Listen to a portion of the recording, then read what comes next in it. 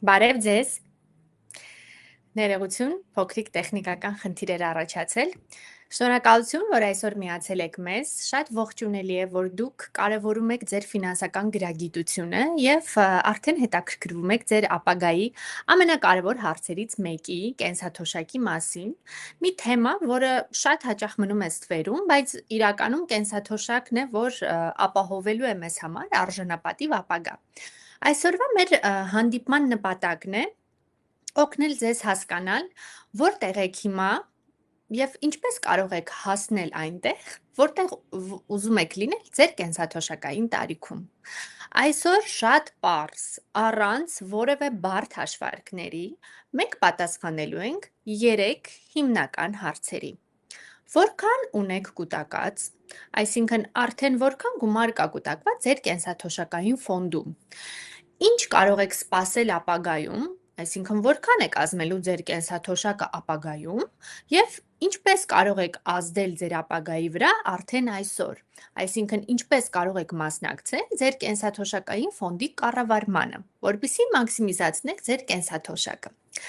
Առաջին հարցը, որ կարևոր է իմանալ, թե որքան գումար կա կուտակված ձեր կենսաթոշակային ֆոնդում։ Նախքան կասեմ, թե ինչպես ստուգել, եկեք հասկանանք, թե այդ գումարները ինչպես են ձևավորվում, ինչպես են կուտակվում։ 2014 թվականին, երբ Հայաստանում ներդրվել է կուտակային կենսաթոշակային համակարգը, ավտոմատ կերպով բոլոր մարդիկ, ովքեր ծնվել են 1974 թվականի հունվարի 1-ից հետո եւ ունեն աշխատանք, այսինքն եկամուտ, գրանցված եկամուտ, ապա այդ քաղաքացիները ավտոմատ կերպով դարձել են համակարգի մասնակից։ Եվ յուրաքանչյուր ամիս մասնակցի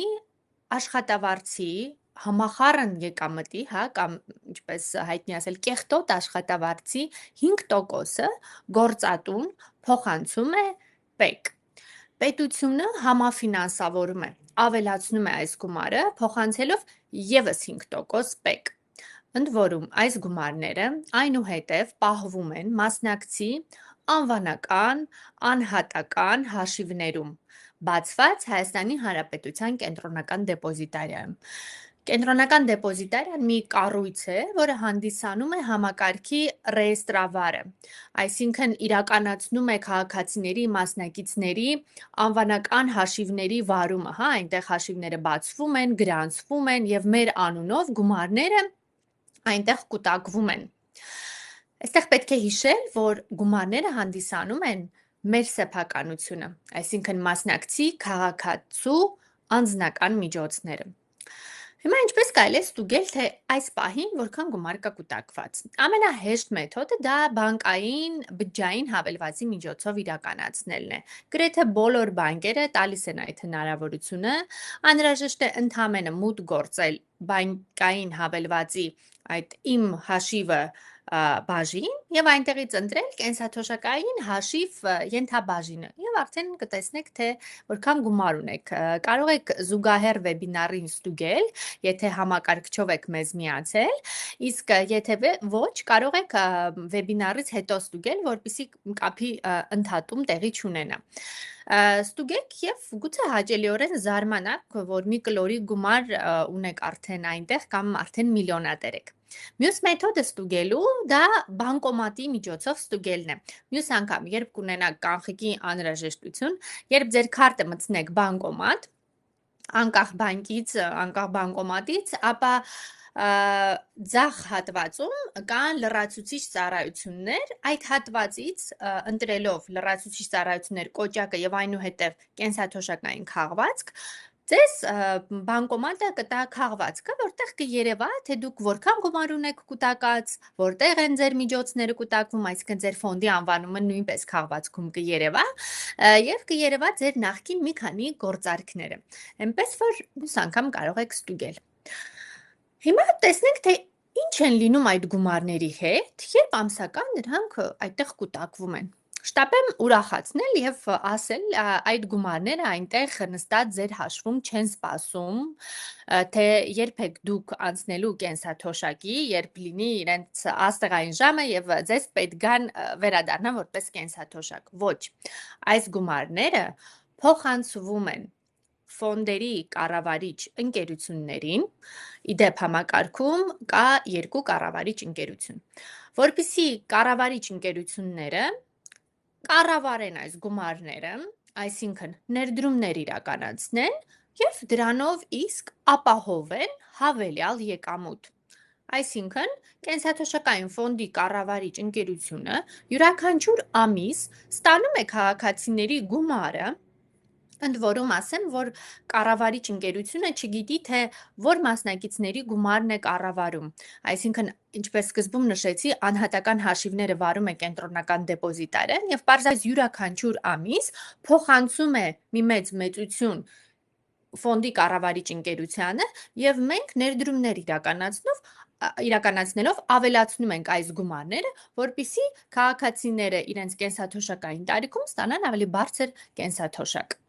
Հիմա եկեք խոսենք, թե ինչպես են դա իրականացնում, հա։ Ասեմ, որ այսօր բոլոր ցուցանիշները,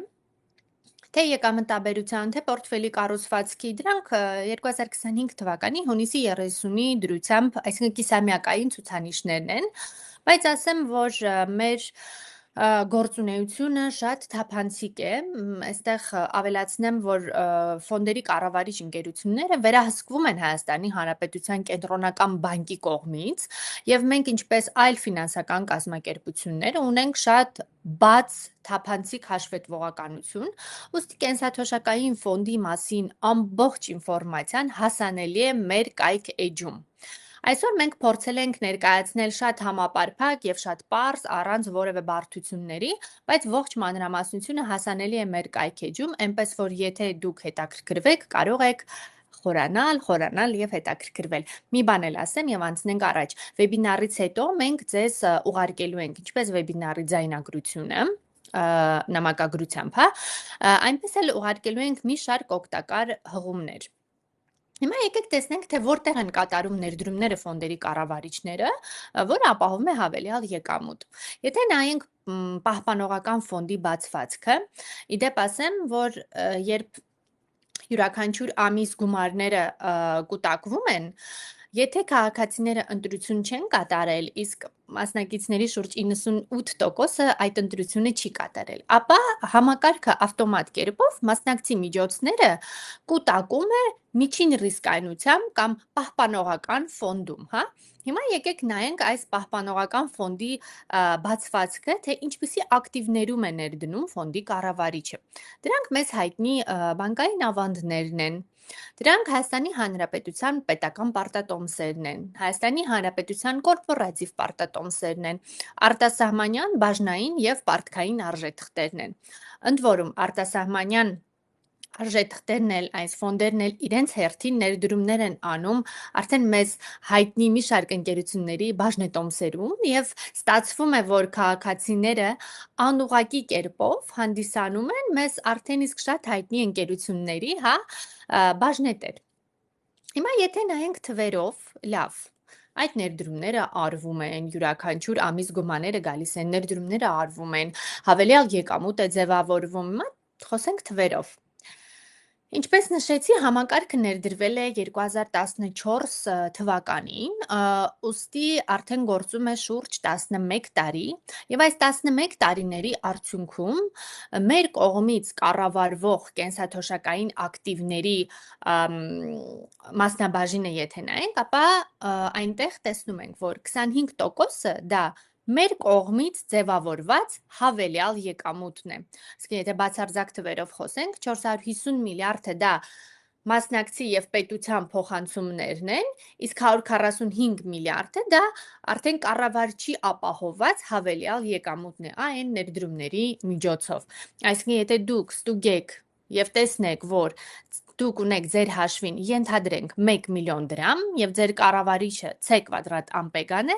ապա 250,000 դրամը ձեզ համար աշխատել է C կվադրատ ամպեգան։ Այստեղ նույն ցուցանիշները 3 ֆոնդերի համար են։ Այստեղ ասեմ, որ համակարգի ներքո կա 3 տեսակի ֆոնդ, հիմա մանրամասն այդ ֆոնդերի մասին կխոսենք։ Բայց մինչ ֆոնդերին անցնելը, եկեք հասկանանք, դիցուք ստուգեցինք, Տեսանք, որ միլիոնատեր ենք։ Հասկացանք, որ այդ միլիոնների մեջ որքանն ենք մենք փոխանցել, որքան է պետությունը փոխանցել, որքան է կառավարիչը մեզ համար աշխատել, բայց լավ, ինչ է դա նշանակում, եթե այսօր գիտենք, որ արդեն կա մեր հաշվին X գումար, ապա ինչպիսի կենսաթոշակ է մեզ ապահովելու այդ X գումարը։ Այս հարցը մենք այնքան շատ ենք ստացել քաղաքացիներից, որ անցյալ տարի, երբ վերազինում էինք եւ թարմացնում էինք մեր վեբ կայքը, որոշեցինք, որ պետք է ունենանք կենսաթոշակային հաշվիչ։ Եվ այլևս մեր կայքում հասանելի է, как гласит народная мудрость, ավելի լավ է մեկ անգամ տեսնել, քան 1000 անգամ լսել։ Ուստի խորհուրդ ենք տալիս, երբ կստանանք պատասխան նամակը, ընդ որում այնտեղ լինելու է ինչպես հղումը դեպի հաշվիչ, այնպես էլ կից բացատրական հոլովակ, որովհետև հաշվիչում կան որոշակի դաշտեր, որոնք դուք կարող եք թողնել անփոփոխ։ Մնացած դաշտերը, որոնք վերաբերում են արդեն անձամբ ձեզ, ձեր անհատական տվյալներին, դրանք կարող եք լրացնել։ Եվ մեր հաշվիչի օգնությամբ մոտավորապես հնարավոր է մոտարկել, թե ինչպիսի կենսաթոշակ է ձեզ սպասվում ապագայում այսօրվա գներով։ Էնպես որ խորհուրդ ենք տալիս գնալ եւ խաղալ հաշվիչով։ Հիմա եկեք հասկանանք, թե ինչ կարող է անել մասնակիցը։ Սա մեզ տրվող մյուս ամենահաճախ հարցն էր, հա, թե ինչպես ես կարող եմ մասնակցել կենսաթոշակային ֆոնդի իմ կառավարմանը։ Ասեմ, դուք կարող եք ընտրել, թե որ ֆոնդում կուտակվեն ձեր գումարները։ Ինչպես սկզբում նշեցի, համակարգի ներքո գործում է 3 տեսակի ֆոնդ։ Բայց որպեսզի ընտրություն կատարենք, նախ պետք է իմանանք, թե այդ ֆոնդերը ինչ են իրենցից ներկայացնում եւ ինչով են իրարից տարբերվում։ Հիմա եկեք հասկանանք։ Ամենասկզբում ասեմ, որ կենսաթոշակային ֆոնդերը համարվում են ցածր ռիսկայնությամբ ֆոնդեր, ի համեմատ այլ ներդրումային ֆոնդերի։ Եվ երբ հիմա խոսենք ռիսկայնությունից, մենք պետք է հասկանանք, որ համեմատում են կենսաթոշակային ֆոնդերն իրար հետ, բայց առհասարակ իրենք համարվում են ցածր ռիսկայնությամբ ֆոնդեր։ Գնացինք։ Առաջինը եկեք խոսենք պահպանողական ֆոնդի մասին, հա։ Պահպանողական ֆոնդը դա միջին ռիսկայնությամբ ֆոնդն է։ Դա այն ֆոնդն է, որտեղ կուտակվում են մասնակիցների գումարները, ովքեր չեն կատարել ընտրություն։ Այսինքն, եթե մենք չենք կատարել ընտրություն եւ դիցուք առաջին անգամ մուտք են գործում աշխատաշուկա, հա, դառնում ենք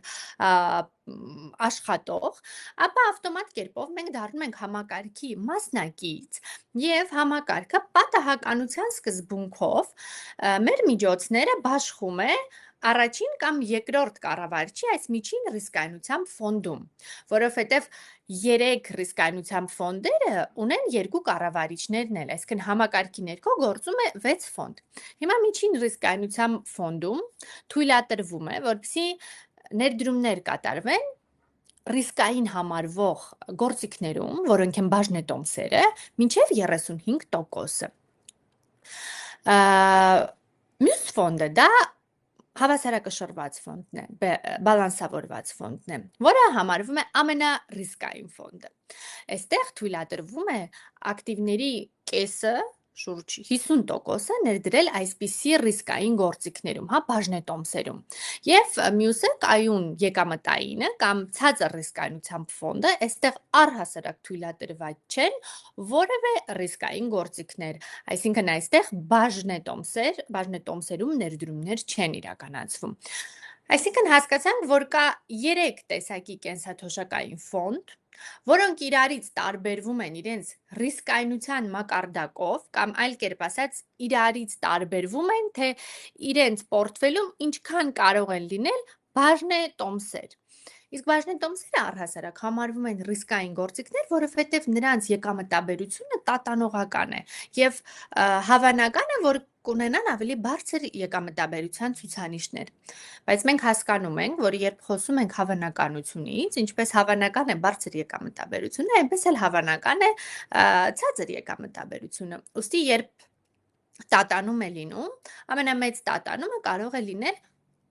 ամենառիսկային հավասարակշռված ֆոնդում։ Հիմա եկեք դիտարկենք Կենսաթոշակային ֆոնդերի կատարողականը ստեղծման պահից, ինչպես նշեցի 2014 թվականից։ Նայելով ֆոնդերի գրաֆիկին, մենք վստահորեն կարող ենք ֆիքսել, նկատել մի քանի բան։ Առաջինը մենք նկատում ենք, որ գրաֆիկները աճող են։ Այո, սա փաստ է կենսաթոշակային ֆոնդերի մասին։ Տնտեսագետները եւ մասնագետները բոլորը գիտեն, որ կենսաթոշակային ֆոնդերը երկարաժամկետում միշտ աճող են։ Եկեք հասկանանք ինչու ենք նշում երկարաժամկետում, որովհետև կենսաթոշակային ֆոնդերը ունեն ներդրումային երկարաժամկետ հորիզոն։ Այսինքն մենք այսօր որ կուտակում ենք մեր գումարները մեզ վաղը պետք չեն գալու։ Մեր գումարները դեռ ունեն 30-40 տարի ժամանակ, որպիսի ավելանան, աճեն եւ հասնեն իրենց ամենամեծ արժեքին, հա։ Մյուսը, որ նկատում ենք, որ ընթացքում որոշակի տատանումներ են տեղի ունենում։ Այո, սա նույնպես փաստ է եւ մասնագետների համար հասկանալի։ Հիմա եկեք մի քիչ հետ գնանք եւ ձեր ուշադրությունը այստեղ հրավիրեմ օրինակ։ Եթե կհիշեք 20 թվականի համավարակից հետո տնտեսական ցնցումների ֆոնին տատանվեցին իհարկե շուկաները եւ դա արտացոլվեց կենսաթոշակային ֆոնդերի գների վրա, բայց այստեղ էական է նաև 22 թվականը, եթե կհիշեք ռուս-ուկրաինական պատերազմից հետո, երբ սկսվեցին շուկաներում այդ անկայուն վիճակներ եւ մարդիկ ովքեր ստանում են իրենց կենսաթոշակային հաշվետվությունը, որն ի դեպ ուղարկվում է երամսյակային կտրվածքով, տեսնում էին իրենց հաշվետվություններում մինուս նշաններ եւ մեզ ահազանգում էին, մենք օրական շատ զանգեր էինք ստանում, որ մեր գումարները կորում են, մինուսներ ենք մենք տեսնում, ինչ է տեղի ունենում։ Հիմա եկեք հասկանանք ինչ է իրականում տեղի ունենում։ Երբ հաշվետվությունը գալիս է եւ այդ անկայուն, հա, վիճակներն են լինում, այդ նվազման շրջանն է լինում, հաշվետվությունը համեմատում է այս երամսյակի ցուցանիշները նախորդ երամսյակի հետ եւ բնականաբար երբ անկման շրջան է լինում թվերը լինում են մինուս, հա, բայց եթե այս շրջանը համեմատենք օրինակ ստեղծման պահի հետ, մենք միևնույն է տեսնում ենք, որ այստեղ էլ է գրանցված աճը եւ մասնագետների համար շատ հասկանալի է եւ մասնագետները սպասում են, որովհետեւ գիտեն, որ անկումներին, այդ ցնցումներին հետո հետևում են վերականգնումները, այսինքն դրանից հետո տեղի են ունենում վերականգնումներ, վերականգնման փուլն է լինում եւ գրաֆիկից էլ երևում է, որ 23 թվականին արդեն երբ շուկաները սկսեցին կարգավորվել եւ գներն էլ կենսաթոշակային ակտիվների գներն էլ սկսեցին աճել, մենք 23 թվականը ամփոփեցինք բարձր դրական եկամտաբերության ցուցանիշներով մենք այսինքն վերականգնեցինք այդ նախկին վնասները եւ մի բան էլ ավել սկսեցին նորից շուկաները աճել։ Այստեղ ինչն է կարևոր։ Կարևոր է հասկանալ, որ երամսյակային կամ կարճաժամկետ տատանումների ժամանակ պետք չի խոճապի մատնվել, որովհետեւ իրականում շատ նորմալ են դրանք։ Այդ տատանումներին հետո հաջորդում են վերելքները, վերականգնման փուլերը եւ իրականում կարեւոր է ուշադրություն դարձնել կենսաթոշակային ֆոնդի երկարաժամկետ ցուցանիշներին եկամտաբերության, հա, նախկին 5, նախկին 10, ստեղծման պահից կൂട്ടակային տարեկանացված, որովհետեւ դեռ երկար ժամանակ կա մինչեւ վերականգնվեն եւ այս գրաֆիկից ինչն եմ ուզում նաև խոսենք, երբ ասում են, որ օրինակ երիտասարդներին ավելի նպատակահարմար է ընտրել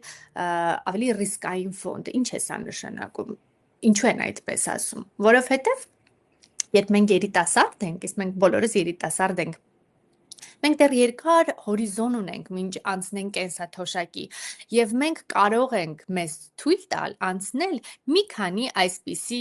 շոկերով, տատանումների միջով, որովհետև դեռ կա ժամանակ, որպիսի շուկաները վերականգնվեն, մեր գումարները վերականգնվեն, որովհետև մենք նոր սովորեցինք, որ դա օրինաչափ է եւ անկումներին հետևում են վերելքները, հա, այսինքն վերականգնվեն, աճեն եւ մենք գնանք դեպի մեր կենսաթոշակ եւ մենք հիշում ենք նաեւ մտքում, որ այդ բարձր ռիսկայնության ֆոնդը, չէ՞ որ խոսում էինք տատանումից, երբ որ անկում է լինում, ամենաշատն էլ ընկնում է բարձր ռիսկայնության ֆոնդը, բայց երբ վերելք է լինում, ավելի շատ նա աճում է։ Ուստի մենք կարող ենք մեզ թույլ տալ այդ մեծ տատանումները երիտասարդ տարիքում, բայց երբ արդեն մոտենում ենք դեպի կենսաթոշակային տարիք, ավելի նպատակահարմար է տեղափոխվել այն ցածր ռիսկայնությամբ ֆոնդը, որտեղ նախատեսված չեն ռիսկային գործիքներում ներդրումները, որpիսի մենք հավելյալ ռիսկի չենթարկենք մեր կուտակած միջոցները, որովհետև մենք երբեք չգիտենք, թե մեր կենսաթոշակային տարիքի անցնելը տնտեսական ինչ ցիկլի հետ է համընկնելու։ Ուստի դեպի կենսաթոշակային տարիք ավելի լավ է տեղափոխվել ցածր ռիսկայնությամբ ֆոնդ, որ ինչ որ հավելյալ տատանումներ մեր միջոցների տեղի չունենան։ Հիմա ինչ կարող է անել մասնակիցը։ Մասնակիցը արդեն ունի տեղեկատվություն, որ կան համակարգում 6 ֆոնդեր։ Մենք այստեղ ներկայացրել ենք 6 ֆոնդերի, այսինքն համակարգի ներքո գործող 6 ֆոնդերի եկամտաբերության ցուցանիշները, եւ ինչպես ասացինք, կարևոր է երկարաժամկետ ցուցանիշներին ուշադրություն դարձնել։ Այստեղ ամփոփված վերջին 5 տարիների ցուցանիշներն են եւ վերջին սյունյակում էլ ներկայացված է կուտակային եկամտաբերության ցուցանիշները։ Եվ մենք տեսնում ենք, որ համակարգի ամենաեկամտաբեր ֆոնդը դա C կվադրատ ամպեգայի բարձր ռիսկայնությամբ, այսինքն հավասարակշռված ֆոնդն է։ Այստեղ ուզում եմ ձեր ուշադրությունը նաև հրավիրել այս անվանումներին, սրանք ֆոնդի անվանումներն են։ Եվ ֆոնդի անվանումը իրենից ներկայացնում է 5 տառ, հա, լատինական առաջին 2 տառը դա նկարագրում է կառավարչին, այսինքն եթե CQ է, ուրեմն ձեր կառավարիչը C կվադրատ ամպեգան է, եւ երկրորդ մասը, հա, վերջին 3 տառը նկարագրում է ֆոնդի ռիսկայնությունը, ֆոնդի տեսակը, այսինքն մարդկանց 98%-ը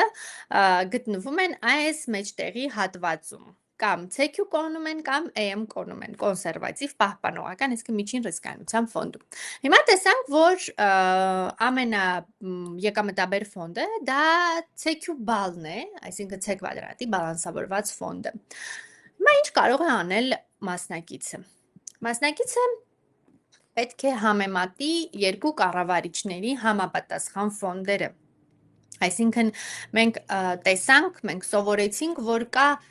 3 տիպի ֆոնդ եւ անհրաժեշտ է նույն տեսակի ֆոնդերը իրար հետ համեմատել։ Այսինքն չի կարելի ցածր ռիսկայնությամբ ֆոնդը մի կառավարչի համեմատել մյուս կառավարչի բարձր ռիսկայնությամբ ֆոնդի հետ եւ անել հետեւություններ, որտեղ դրանք կլինեն սխալ։ Մենք այդ վարժությունը արել ենք մեր բալանսավորված ֆոնդի համար եւ մյուս կառավարչի բալանսավորված ֆոնդի, այստեղ ներկայացված է վերջին 5 տարիների եկամտաբերության գրաֆիկը եւ եկամտաբերության ցուցանիշները արդեն տարեկանացված ստեղծման պահից։ Հիմա դուք շատ հավանական է, որ ասեք կամ գուցե մտքում մտածեք, որ լավ այս ահռելի մեծածավալ ինֆորմացիան, որ մենք ստացանք եւ արդյունքում հիմա տեսանք, որ եկամտաբերության ցուցանիշները բավական իրար մոտ են։ Արդյոք արժե այդքան խորանալ։ Եկեք շտապեմ եւ հիշեցնեմ ձեզ մի կարևոր բան, որ իրականում միշտ պետք է հիշել, որ փոքր թվերը մեծ տարբերություն են ստեղծում։ Եկեք հասկանանք ինչու եւ ինչպես։ Ուրեմն ֆինանսիստները համարում են, որ իրենք գիտեն աշխարհի 8-րդ հրաշալիքը։ Եկեք հասկանանք, թե ինչ է դա իրանից ներկայացնում։ Դիցուկ մենք ունենք 100,000 դրամ եւ որոշում ենք ներդնել մեր 100,000 դրամը տարեկան 9% եկամտաբերությամբ, պարզ տոկոսով։ Հրաշալի է, մենք յուրաքանչյուր տարի ավելացնում ենք մեր գումարը 9,000 դրամով։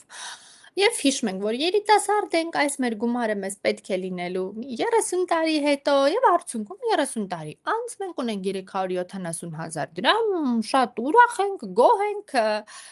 եւ ոգևորված։ Բայց պարզվում է, որ եթե մենք մեր գումարը ներդնեինք բար տոկոսի ներքո, այսինքն նույն 9%-ով, բայց բար տոկոսով, ապա մեր գումարը յուրաքանչյուր տարի կավելանար ոչ թե մեր հիմնական 100,000 դրամը, այլ կավելանար մեր նախկին կուտակած գումարը, այլ կերպ ասած, տոկոս կավելացներ։ Դե առաջին տարում նույնն է, Երկրորդ տարում դուք ասեք տարբերությունը էական չէ, 810 դրամ, ես կհամաձայնեմ, բայց փաստորեն, երբ համբերատար սպասում ենք 30 տարի, տարբերությունը ահռելի է լինում, 956,000 դրամ։ Համաձայնվեք, որ շատ մեծ է։ Հիմա ենթադրենք մի օրինակ, որ մենք ամսական կուտակում ենք 40,000 դրամ։ Եվ կա երկու ֆոնդ, 6 և 7% տարեկան եկամտաբերությամբ։ Հիմա թվում է, թե այս 1% տարբերությունը ինքը շատ փոքր է, բայց 30 տարիների ընթացքում միայն եկամտաբերության տարբերությունը 8,6 միլիոն դրամ է կազմում։ Եվ վերջում մեր կազմակերպության մասին C Quadrat Ampegան հիմնադրվել է 2013 թվականին Հայաստանում որպես կենսաթոշակային ակտիվների կառավարիչ ընկերություն։ Մեր հիմնադիրները հանդիսանում են CQ ներդրումային ընկերությունների խումբը, ավստրիական և գերմանական Ampega Asset Management-ը։ Մեր հիմնադիրները ունեն շատ երկար տարիների փորձ ակտիվների կառավարման ոլորտում և մեր կազմակերպությունը Հայաստանում այսօր արդեն կառավարում է շուրջ 440,000 քաղաքացու, ավելի քան 600 միլիարդ դրամ կենսաթոշակային ակտիվներ։ Եվ մեր առաքելությունը Հայաստանում ձեր ապագան է։ Մեր նպատակն է երկարաժամկետում ապահովել ձեր ակտիվների աճ։ Մինչ կանցնեմ հարցերին, ես վստահ եմ, որ դուք ունեք հարցեր, իդեպ սկզբում մոռացա ասեմ, որ այս աճ հատվածում չաթում դուք կարող եք ուղղել ձեզ հետաքրքրող բոլոր հարցերը, մենք հիմա սիրով կպատասխանենք։ Մինչ այդ ասեմ, որ երբ դուք ստանաք նամակով վեբինարի ձայնագրությունը, որտեղ ասացի կլինեն մի շարք օգտակար հղումներ, արդեն ասացի, որ կլինի դեպի կայք եւ մասնավորապես հաշվիչ տանող հղումը, կլինի դրանքից բացատրական հոլովակը, դուք կստանաք նաեւ հղումը կենտրոնական դեպոզիտարիայի, որտեղ կարող եք ընտրել այդ ֆոնդերը, երկու մենք հիշում ենք, որ նույն ներդրումային ռազմավարության ֆոնդերը, կառավարիչները եւ համեմատել, այսինքն այդ համեմատականը։ Դուք կստանաք նաեւ մեր եռամսյակային հաշվետվությունը, հա, մենք յուրաքանչյուր եռամսյակ, երբ ամփոփվում է, ֆոնդերի կառավարչին հետ ունենում ենք հաշվետվություն, որտեղ նա մանրամասն ներկայացնում է, թե ինչ են տեղի ունեցել շուկաներում եւ դրանք ինչպես են ազդել եկամտաբերության ցուցանիշների վրա։ Դուք կարող եք նաև մուտքագրել ձեր մեյլը կենտրոնական դեպոզիտարիայի կայքում եւ այսուհետ ստանալ կենսաթոշակային հաշվի հաշվետվություն, որովհետեւ դեպոզիտարիան հանդիսանալով, հա, ռեեստրավարը ուղարկում է հաշվետվություն, որտեղ շատ մանրամասն նկարագրված է, թե որքան է փոխանցել ձեր գործատում պետությունը, այդ եռամսյակում հավելյալ որքան գումար է ձեզ համար աշխատել ձեր կառավարիչը, ընդ որում մենք երբեմն ստանում ենք այսպիսի կոմենտներ, որ այդ հաշվետվությունները ստանում ենք, բայց ճիշտն ասած հասկանալի չեն, դրանք անհասկանալի ինչ-որ աղյուսակներ են թվերով լցված, եւ մենք ունենք մի փոքրիկ անիմացիոն ռոլիկ, թե ինչպես կարելի է կարդալ այդ հաշվետվությունը եւ դա նույնպես ձեզ կուղարկենք։ Լավ, հիմա անցնենք ձեր հարցերին։ Այստեղ հարցնում են, եթե չհասնեմ թոշակի տարիքին։ Ինչպես նշեցի սկզբում, ձեր միջոցները հանդիսանում են ձեր սեփականությունը։ Այսինքն ունեն սեփականության իրավունքի բոլոր հատկանիշները, այսինքն դրանք ժառանգելի են։ Ուստի եթե Միլենան չհասնի իր կենսաթոշակային տարիքին, ապա իր միջոցները կհանդիսանան իր օրինակելի ժառանգի միջոցները եւ ժառանգը դիմելով կենտրոնական դեպոզիտարիա կարող է իր այդ միջոցները, հա, կամ փոխանցել իր կենսաթոշակային ֆոնդին կամ ստանալ միանվագ կանխիկ։ Բարև ձեզ, հարցս այսպիսին է, կարող եմ ես ինքս կառավարել իմ հաշիվները, ասենք վերցնել այդ գումարից ինչ որ չափ։ Շատ հրաշալի հարց է։ Ուրեմն ասենք, որ կենսաթոշակային միջոցները հասանելի են դառնում մասնակիցներին, երբ լրանում է նրանց կենսաթոշակային տարիքը։ Հայաստանի Հանրապետությունում դա սահմանված է 63 տարին, բայց կան որոշակի դեպքեր, որ կարելի է գումարը ավելի շուտ ստանալ։ Հիմա եկեք նշենք այդ մի քանի դեպքը։ Առաջինը դա եթե 55 տարեկանում մասնակիցը արդեն կուտակել է բավարար միջոցներ, ընդ որում բավարար միջոցներն էլ մի քիչ կոպիտ հաշվարկով շուրջ 20 միլիոն դրամն են հանդիսանում։ Երկրորդ, եթե մասնակիցը ունի հիվանդություն եւ այդ հիվանդությունը ներառված է կառավարության կողմից հաստատված հիվանդությունների ցանկում, այս դեպքում նույնպես դիմելով կենտրոնական դեպոզիտարը հնարավոր է գումարները շուտ ստանալ։ Եթե մասնակիցը հանդիսանում է հաշմանդամություն ունեցող անձ եւ սահմանափակված է նրա աշխատանքային գործունեությունը։ Եվ եթե մասնակիցը օտարերկրյա քաղաքացի է, ով վերադառնում է իր մշտական բնակության երկիր, այս դեպքում նույնպես կարելի է գումարները շուտ ստանալ։ Մնացած բոլոր դեպքերում հնարավոր չէ գումարը ստանալ մասնակի կամ ամբողջությամբ, ոչ, գումարները ձեզ հասանելի են դառնում 63 տարեկանում։ Այստեղ շտապ եմ մի բան էլ ավելացնել, մենք հաճախ նաև ստանում ենք, որ եթե արտագաղթում ենք, հա, երկրից գնում են կամ գուցե փոխում են քաղաքացիություն եւ այլն, ոչ, միևնույն է, եթե Հայաստանի Հանրապետության քաղաքացի եք դուք եղել եւ գնում եք այլ երկիր, միևնույնն է, ձեր միջոցները մնում են ֆոնդում, կառավարվում են կառավարչի կողմից, այսինքն ավելանում են այդ գումարները, դուք հավելյալ հատկացում չեք անում, բայց այդ գումարները են բարտոկոսի ձնագնդիկի էֆեկտով ավելանում են եւ հասանելի ձեզ դառնում են 63 տարեկանում։ Կներեք, մենք անգամ էլ կասեք, որն է ռիսկային ֆոնդը եւ կարող եմ օնլայն փոխել առանց բանկ գնալու, հա։ Այստեղ ասենք առհասարակ կենսաթոշակային ֆոնդերը ինչպես կարելի է փոխել, բայց մինչ այդ հիշեցնեմ, որ ամենաեկամտաբեր որն է ռիսկային ֆոնդը։ Ռիսկային ֆոնդը դա հավասարակշռված ֆոնդներ, անվանումը, հա, որտեղ կարելի է ներդրումներ անել մինչև 50% բաժնային գործիքներում եւ համակարգի ամենաեկամտաբեր ֆոնդը դա C կվադրատ ամպեգայի ռիսկային ֆոնդն է, CQ բալը։ Իսկ ինչպես կարելի է փոխել։ Ուրեմն առաջին մեթոդը դա բջջային բանկային հավելվածի միջոցով կատարելն է, բայց մի քանի բանկեր ունեն այդ հնարավորությունը՝ Կոնվերսբանկը, Արարատ բանկը եւ Արցախ բանկը։ Մյուս մեթոդը դա ֆիզիկապես բանկ այցելելն է, հա, հաշվի օպերատոր բանկեր, դրանք եւս մի քանիսն են՝ Կոնվերս, Արարատ, Ամիո, Արտշին կամ Հայփոստի գրասենյակ։ Եվ ամենահեշտ մեթոդը թերևս այս պահին դա կենտրոնական դեպոզիտարիայի կայքում օնլայն անելն է։ Այս դեպքում ձեզ անհրաժեշտ կլինի մուտք գործելու համար ID եւ ID քարտը կարդացող սարք, ID այդ card reader, կամ եթե դուք արդեն ունեք բջջային այդ նույնականացումը, ես եմ համակարգով, դուք կարող եք մուտք գործել, անցնել նույնականացում կենտրոնական դեպոզիտարիայի կայքում եւ հեշտությամբ իրականացնել բոլոր գործառույթները։ Կարող եք եւ փոխել ֆոնդը, կարող եք լրացնել ձեր մեյլը, որպեսզի ստանաք այդ հաշվետվությունը եւ բոլոր հնարավոր դիմումներն այնտեղ հասանելի են։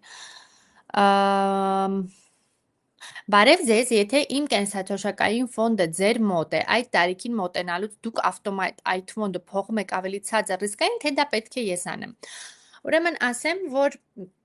առանց ձեր դիմումի եւ ցանկության եւ ընտրության ձեր ֆոնդը չի փոփոխվում։ Այսինքն բացի այն, որ մենք նույնիսկ ցանկության դեպքում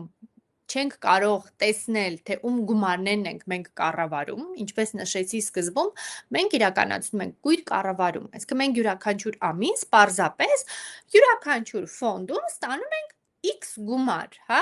բայց մենք չգիտենք այդ X գումարը Սոֆիայի գումարն է, Միլիանայի գումարն է, թե Իրինայի գումարն է, եւ նույնիսկ ցանկության դեպքում մենք դա չենք կարող պարզել։ Մենք պարզապես կառավարում ենք այդ գումարները եւ ավելացնում, թե ում գումարները որ ֆոնդում են, այդ ինֆորմացիային տիրապետում է կենտրոնական դեպոզիտարիան։ Եվ նույնիսկ տիրապետելուն զատ, նույնիսկ նա չի կարող իրականացնել ֆոնդի ընտրություն կամ փոփոխություն։ Սա միայն մասնակցի իրավունքն է, որից նա կարող է օգտվել։ Այսինքն, եթե դուք որոշում եք փոխել ձեր ֆոնդը, այդ փոփոխությունը, ընտրությունը դուք պետք է իրականացնեք։ Կենսաթոշակային տարիքի հասնելուց հետո կամ եթե 55 տարեկան արդեն կուտակել եմ օրինակ 30 միլիոն դրամ, ինչպես եմ ստանալու գումարը, ամբողջությամբ կարող եմ վերցնել, թե կան սահմանափակումներ։ Երբ հասնեք կենսաթոշակային տարիքի, կախված թե որքան գումար է լինելու ձեր կենսաթոշակային ֆոնդում, մեթոդները գումարը ստանալու մի քանիսն են լինելու։ Հիմա նշենք, թե ինչպիսի մեթոդներ կան։ Ուրեմն լինելու են կյանքի ապահովագրություն իրականացնող ապահովագրական ընկերություններ եւ մասնակիցը, երբ հասնի իր կենսաթոշակային տարիքի, իր գումարները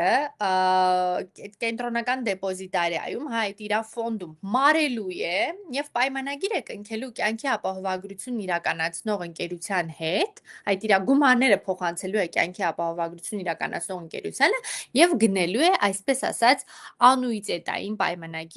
եւ անուիթետի միջոցով, այսինքն հավասար գումարներ ստանալու է ՑՄԱ, այսինքն ձեր կենսաթոշակը վճարելու է կյանքի ապահովագրություն իրականացնող ընկերությունը, մինչ ձեր կյանքի վերջ ՑՄԱ։ Կամ որոշակի սահմանափակումներ, այսինքն ձեր միջոցները վերածվելու են ամսական գումարների եւ եթե այդ ամսական ստացված կենսաթոշակը կազմի ավելի քիչ, քան հիմնական կենսաթոշակի 75%, այսինքն շատ չնչին գումար լինի, հնարավոր է լինելու այդ գումարները կամ ստանալ միանգամից միանվագ, կամ կնքել անուիթետային պայմանագիր, իսկ եթե այդ ամսական վճարները լինեն 75%-ի կամ այդ հիմնական կենսաթոշակի հնգապատիկը այդ միջակայքում, իսկ մասնակիցների մեծ մասն այստեղ է լինելու,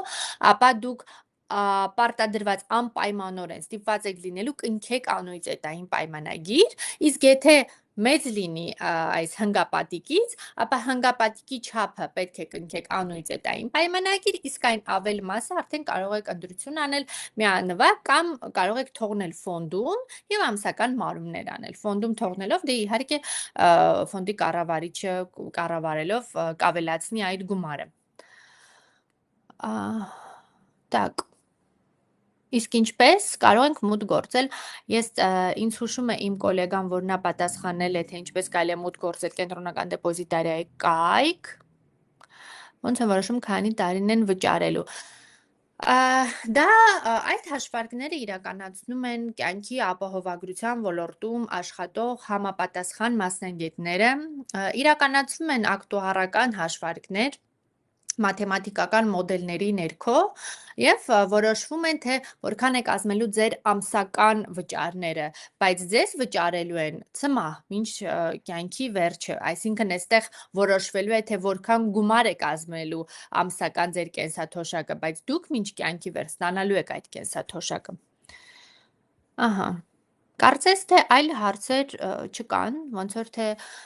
բաց չենք թողել։ Շատ շնորհակալություն, որ միացաք, հուսով ենք հետաքրքիր էր, մենք խրախուսում ենք, որ դուք հետևեք ձեր կենսաթոշակային միջոցներին, դուք կարող եք հետևել մեզ մեր սոցիալական հարթակների մեր էջերին, որովհետև մենք այնտեղ ակտիվ ենք եւ կիսվում ենք հետաքրքիր ինֆորմացիայով, օգտակար ինֆորմացիայով կենսաթոշակային ֆոնդերի եւ ակտիվների մասին։ Շնորհակալություն, stay tuned.